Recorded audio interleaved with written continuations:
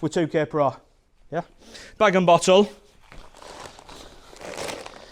So again, I've got my product here. You've seen the production.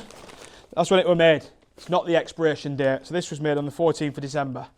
So it's obviously a number of weeks old. So good to go, well in date. All the information's obviously on the back there. Get 6 months on the powders. That's stored in good conditions. If they're obviously abused, then we're asking for problems. Perforate the bag, and obviously moisture's getting to it. Once the bag's been damaged, it's no good. Honestly, it'll slow down the drying times. It'll give a rougher finish. You can end up getting lumps in it. So damaged bags, my recommendation would be to obviously correctly dispose of. So bag and bottle, 6 months on that, 12 months on the actual bottle. So again, we've got the date of manufacture on the bottle. So same again, it was made up the same day. That's not always the case. Yeah, they're made in different parts of the factory. You could get that obviously on that date and that 3 months difference, as long as they're both in date. So lid on. Always recommend to give it a shake. Again, all solids have dropped at the bottom. That's been sat in our warehouse for 3 days. Now, before I do anything, liquid always goes in first. So if it's water, I've gauged out the water. Like I say, the colder the water, the better. Not the same with latex. If the latex, synthetic latex, is freezing cold, it will reduce the flow on it. So room temperature is the best thing with this. But again, we don't want it too warm either. If you can't guess what's going to happen now, as I pour that in, we're going to get the glugging effect. Yeah? Not much I can do about it. Unless, there's a couple of things you can do, and this is my preferred. Put a triangle in back at neck. Real simple triangle. Just like down in a bottle of Budweiser or a Corona with a straw. Yeah, and I've not got that glugging effect. Dead easy. Grab a couple of blue cloths from over there, please, or maybe the white roll. Get it all out. Again, like I say, I do that day in, day out. Some people do say to me, well, if you hold on its side, that doesn't do it. Yeah, it does minimise the glugging, but that's longer to pour it out than that with an hole in it. So I prefer that. Thank you. These are recyclable, but the actual product is recycled material. It has to be with legislation, a certain amount of it, but they can be recycled if they go to recycling points. So I'll give you that if you don't mind. So all the liquid's gone in. Liquid always goes first. So for here, and if I were on site, I'd have a decent bit of extraction to remove the dust. Again, if you've got Bob the Builder, Frank the Floor Layer, Pete the Plasterer, they're not going to have R2D2, are they? So little extractor here sits on the bucket.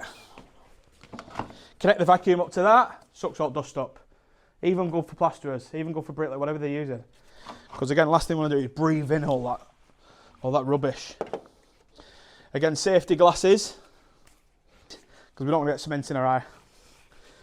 So a couple of you will assist me with mixing, but me and Mark are going to demonstrate now. If you grab the mixer for us, Mark, if you don't mind. Again, I don't know what you have, what you use, what you sell, but with our products, this is what I always recommend. We don't sell these, but we've got a cordless DeWalt, thank you. Cordless DeWalt. Okay, no shares in DeWalt or anything like that. Nice big battery. Can get up to a pallet of screed mix with this, with one battery. Unbelievable. But then the paddle's separate, called the DLX. Brilliant, brilliant paddle. You're probably familiar, and you probably sell the normal spiral whisk, helix whisks. Plasterers love them, because you're adding air to it, a nice fluffy mix. We don't want a fluffy mix. And we also, again, the viscosity of the product, we don't want it to flick up all over the ceiling. So these types of paddles are absolutely brilliant. Brilliant. Really good paddle. About 30 quid to buy. I recommend them to every contractor having a trainee course. Really selfish point of view, stands up on its own as well. So I'm not bending down all the time or leaning up against the wall. I'm going to ask Mark to do the mixing. I'm going to do the pouring. But just before we do, again, these are designed, Mike mentioned, these are designed just to tear off. I've opened that many bags of screed, it ends up going all the way over there. So what I personally do is I cut the front and I cut part of the side. Easy as that. And I roll that up. Now I've created myself an handle so I can hold my 20 kg bag without risk of it falling on the floor, dropping it, powder going everywhere, whatever it is. Really good, really good. Or whatever weight of bag we're using. 16 kg, 20 kg, 25 kg. You'll see now the effects of the extraction. Where you see we're not wearing dust masks. We don't need to. If we wanted to as well, we could. You ready?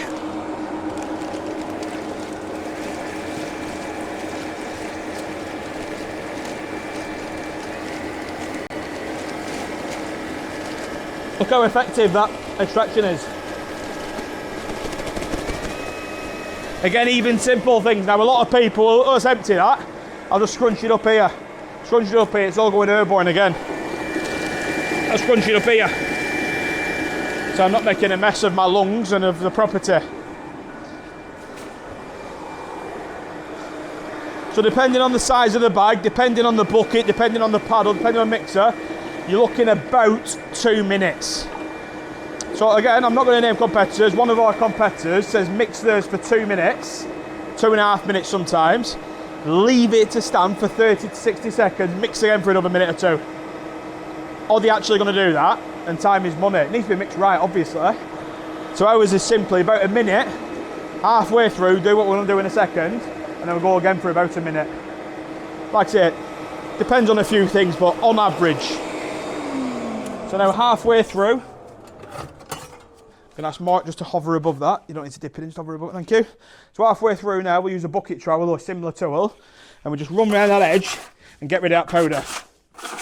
Got all that powder build up. Piece of kit, that takes literally 7 seconds or whatever it takes. Now we'll carry on. So we'll carry on mixing. If I didn't do that, and I'm using the same bucket to mix or alternating with the job, I'll end up ringing Setcrete and saying, first 4 mixes were fine, but after that it got progressively thicker and thicker and thicker. And it's simply because we're adding more powder to it because we're not removing the excess powder. A lot of contractors, a lot of tradespeople will just use the whisk. They'll run around the edge of the bucket with a whisk. That's fine, that's actually good. But I'd also recommend the trowel as well. Also, we'll run along the base of the bucket. We want to feel the floor so there's no lumps in the centre of the bucket. You don't need to go hell for leather if you're using the right equipment. Again, I have people in here, oh yeah, do we have to go full blast all the way? You don't need to, look at the state of it. You don't need to. You need a steady speed, but using the right bucket and the right paddle makes a hell of a difference. So I don't want to create any enemies now, but what I detest are griller tubs. Yeah, the flexible griller tubs. I've mixed them loads and loads of times until I learned that these are far better because they're tall, rigid, upright buckets. Griller tubs with the flex in them, you're always chasing the mix, and because of the shape of it. We'll never get away from it, whether it's builders, plasterers, floor layers, there will still be, some people will still use them because they're easier to pour out with the spouts once you pull the handles together, and then next day, stay with me Olivia, and then next day, they bang it, so they, obviously any waste. They just need to work a bit better in my opinion, but genuinely these are far better buckets, and I'm not just saying a Setcrete bucket or whatever it is. You'll see there's no coincidence that us and most of our competitors have similar size shaped buckets. We'd all bring out griller tubs if we thought they were better. They're for convenience, griller tubs. So we'll give that a quick wipe in there if you don't mind, Mr. Spittle.